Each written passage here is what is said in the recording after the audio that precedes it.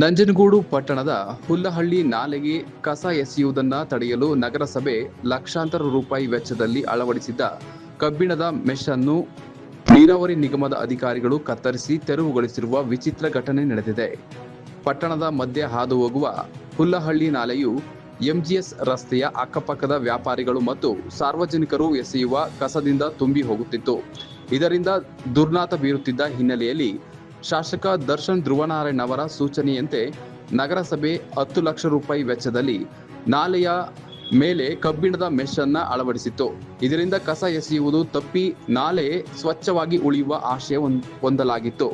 ಆದರೆ ನಾಲೆಯಲ್ಲಿ ನೀರು ಬಿಡುವ ಮುನ್ನ ಅದನ್ನು ಸ್ವಚ್ಛಗೊಳಿಸದ ಕಾವೇರಿ ನೀರಾವರಿ ನಿಗಮದ ಅಧಿಕಾರಿಗಳು ಏಕಾಏಕಿ ಜೆಸಿಬಿ ಮೂಲಕ ನಗರಸಭೆ ಅಳವಡಿಸಿದ್ದ ಮೆಶ್ ಅನ್ನು ಕತ್ತರಿಸಲು ಮುಂದಾದರು. ನಾಲೆಯಲ್ಲಿ ಬೆಳೆದಿರುವ ಜೋಂಡು ಮತ್ತು ಹೂಳು ತೆಗೆಯಲು ಮೆಶ್ ಅಡ್ಡಿಯಾಗುತ್ತಿದೆ ಎಂಬ ನೆಪವೊಡ್ಡಿ ಲಕ್ಷಾಂತರ ರೂಪಾಯಿ ಮೌಲ್ಯದ ಮೆಶ್ ಅನ್ನು ಹಾನಿಗೊಳಿಸಿದ್ದಾರೆ.